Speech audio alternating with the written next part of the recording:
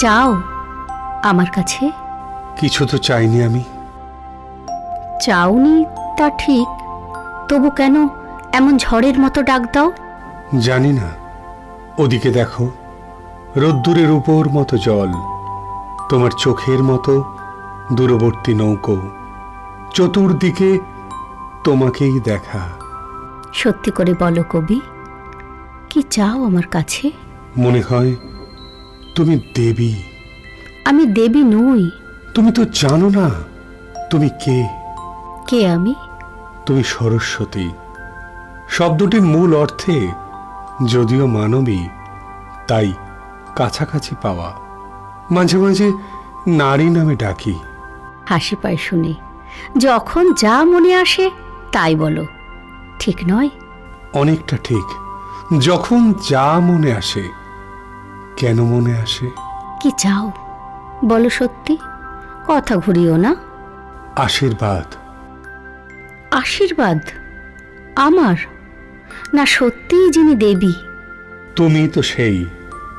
টেবিলের ওই পাশে ফিকে লাল শাড়ি, আঙুলে ছোঁয়ানো থুতনি।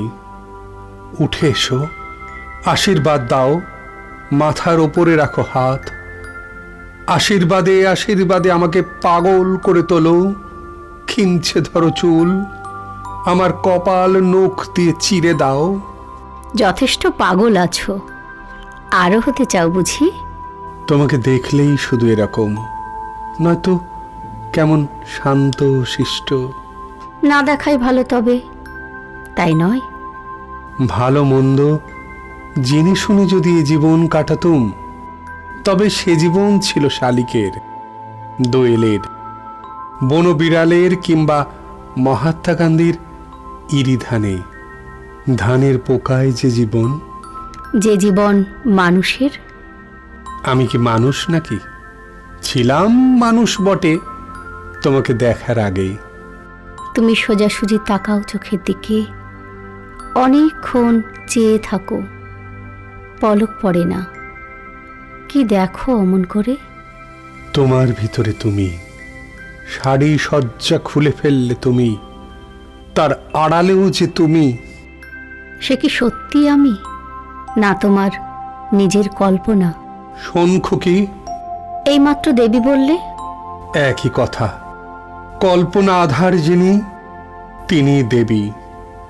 তুমি সেই নীরা, তোর কাছে আশীর্বাদ চাই। সে আর এমন কি শক্ত, এক্ষুনি তো দিতে পারি। তোমার অনেক আছে, কণা মাত্র দাও। কি আছে আমার, জানি না তো।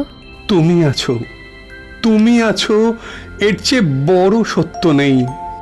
সিঁড়ির উপরে সেই দেখা, তখন তো বলনি কিছু। আমার নিঃসঙ্গদিহীন, আমার অবেলা, আমারই নিজস্ব শৈশবের হাওয়া শুধু জানে। দেবে কি দুঃখের অংশভাগ? আমি ধনী হব। আমার তো দুঃখ নেই, দুঃখের চেয়েও কোনো সুমহান আবিষ্টতা আমাকে রয়েছে ঘিরে, তার কোনো ভাগ হয় না। আমার কি আছে আর, কি দেব তোমাকে? তুমি আছো, তুমি আছো, এর চেয়ে বড় সত্য নেই। তুমি দেবী। ইচ্ছে হয় হাঁটু গেড়ে বসি, মাথায় তোমার করতল, আশীর্বাদ। তবু সেখানেও শেষ নেই। কবি নয়, মুহূর্তে পুরুষ হয়ে উঠি। অস্থির দুহাত, 10 আঙুলে আঁকড়ে ধরতে চাই সিংহিনীর মতো ওই যে তোমার কোমর। অবোধ শিশুর মতো মুখ ঘষে তোমার শরীরে যেন কোনো গুপ্ত সংবাদের জন্য ছটপটানি। পুরুষ দূরত্বে যাও, কবি কাছে এসো, তোমায় কি দিতে পারি? কিছু নয়। অভিমান? নাম দাও, অভিমান। এটা কিন্তু বেশ। যদি অসুখের নাম দিই নির্বাসন, না দেখার নাম দিই অনস্তিত্ব, দূরত্বের নাম দিই অভিমান। কতটুকু দূরত্ব? কি মনে পড়ে কি করে ভাবলে যে ভুলবো? তুমি এই যে বসে আছো, আঙুলে ছোঁয়ানো থুতনি, কপালে পড়েছে চূর্ণ চুল, পাড়ের নকশায় ঢাকা পা, ওষ্ঠাগ্রে আসন্ন হাসি। এই দৃশ্য অমরত্ব। তুমি তো জানো না নীরা, আমার মৃত্যুর পরও এই ছবি থেকে যাবে। সময় কি থেমে থাকবে? কি চাও আমার কাছে? মৃত্যু। ছি, বলতে নেই। তবে স্নেহ, আমি বড় স্নেহের কাঙাল। পাওনি কি?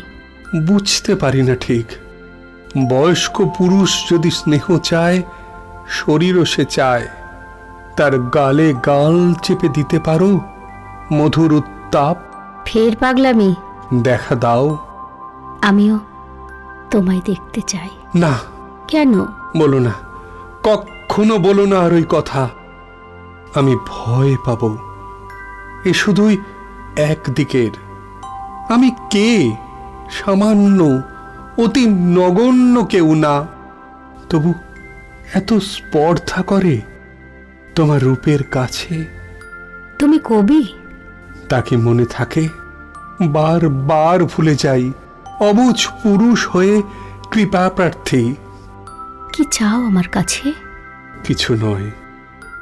আমার দু চোখে যদি ধুলো পড়ে, আঁচলের ভাব দিয়ে মুছে দেবে।